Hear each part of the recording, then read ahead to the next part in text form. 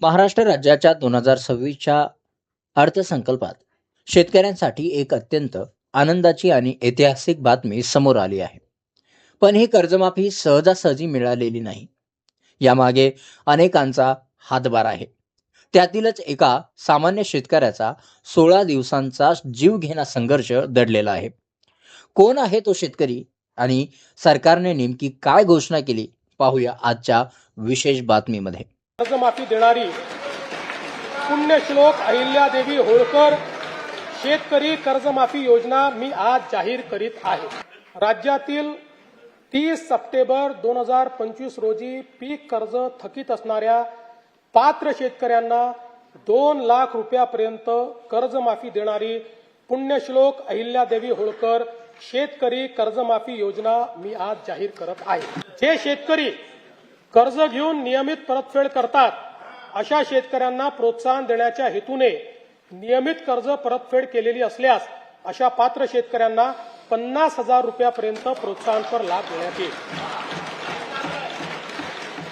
कर्जमाफी तसेच प्रोत्साहनपर लाभ देण्याबरोबर कोकणाला हे जास्त महत्वाचं आहे, कारण कोकणातले लोक सगळे कर्ज परत करतात. कर्जमाफी तसेच प्रोत्साहनपर लाभ देण्याबरोबरच राज्यातील बँकिंग यंत्रणा सक्षम असावी यासाठी समितीच्या शिफारसीतील निकषानुसार निर्णय घेण्यात येईल. शेतकरी वारंवार कर्जबाजारी न होता त्याला कायमस्वरूपी कर्जमुक्त करण्याचा शासनाचा संकल्प असून याबाबत समितीच्या शिफारसी अनुसार दीर्घकालीन उपाययोजना करण्यात येत आहेत. महाराष्ट्र राज्याचा अर्थसंकल्प सादर करताना मुख्यमंत्री देवेंद्र फडणवीस यांनी पुण्यश्लोक अहिल्यादेवी होळकर शेतकरी कर्जमाफी योजना जाहीर केली. या योजनेचे मुख्य स्वरूप पुढील प्रमाणे आपण सांगू शकतो. 2 लाखापर्यंत कर्जमाफी. 30 सप्टेंबर 2025 पर्यंत ज्यांचे पीक कर्ज थकीत आहे अशा पात्र शेतकऱ्यांचे 2 लाख रुपयांपर्यंतचे जे कर्ज आहे ते पूर्णपणे माफ होणार आहे. जे शेतकरी प्रामाणिकपणे कर्ज फेडत आहेत त्यांना प्रोत्साहन म्हणून 50,000 रुपयांचे अनुदान दिले जाणार आहे. या योजनेला पुण्यश्लोक अहिल्यादेवी होळकर यांचे नाव देण्यात आले आहे. मंडळींनो, ही योजना जाहीर होण्या अगोदर किंवा जाहीर होण्यामागे जालना जिल्ह्यातील एका जिद्दी शेतकऱ्याचा मोठा वाटा आहे. पारडगाव तालुका घनसावंगी येथील गणेश दगडूबा मंडपे यांनी या मागणीसाठी प्रचंड संघर्ष केला होता. 16 दिवसांचे आमरण उपोषण या ठिकाणी त्यांनी केले होते.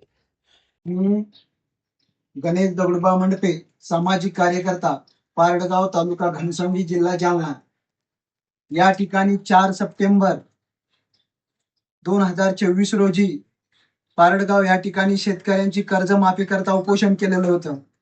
या उपोषणाचा हेतू शेतकऱ्यांना कर्जमाफी मिळावी याकरता होता आणि हे 16 दिवस उपोषण चालून या उपोषणाचा पाठपुरावा शासन दरबारी केलेला आहे. महाराष्ट्राचे त्या काळी सहकार मंत्री म्हणून अतुलजी सावे साहेब व मुख्यमंत्री, उपमुख्यमंत्री व राज्यपाल यांच्या सेवेत 8 ऑक्टोबर 2024 रोजी पत्रव्यवहार केला. यामध्ये उपोषण सुटल्याच्या नंतर सांगितलं होतं की पुण्यश्लोक अहिल्यादेवी होळकर यांच्या नावाने कर्जमाफी करण्यात यावी.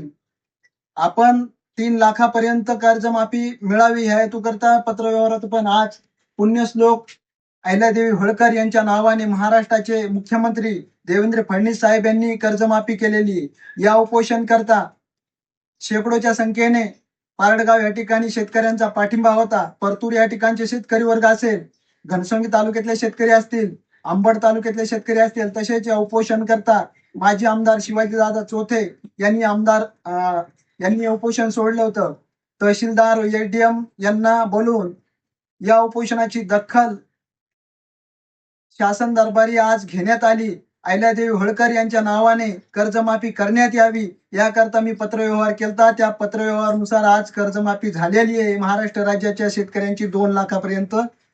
जय जवान जय किसान. गणेश मंडपे यांनी 4 सप्टेंबर 2024 ते 19 सप्टेंबर 2024 या काळात सलग 16 दिवस या ठिकाणी आमरण उपोषण केले होते. त्यांनी पत्राद्वारे मागणी केली होती की राजमाता अहिल्यादेवी होळकर यांच्या नावाने नवीन कर्जमाफी योजना लागू करून शेतकऱ्यांना 3 लाखापर्यंत कर्जमाफी द्यावी. त्यावेळी अपर जिल्हाधिकारी आणि तहसीलदारांनी या उपोषणाची दखल घेऊन त्याचा अहवाल शासन स्तरावर पाठवला होता. आज सरकारने जाहीर केलेली योजना ही याच संघर्षाचे फळ मानले जात आहे. सरकारच्या या निर्णयामुळे राज्यातील लाखो कर्जबाजारी शेतकऱ्यांना मोठा दिलासा मिळाला आहे.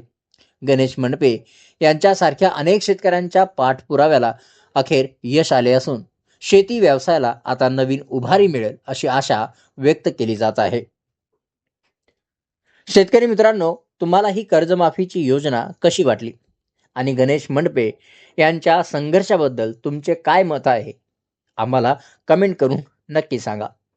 शेती आणि सरकारी योजनांच्या अशाच ताज्या अपडेट्ससाठी आमच्या चॅनलला सबस्क्राईब करायला विसरू नका. धन्यवाद.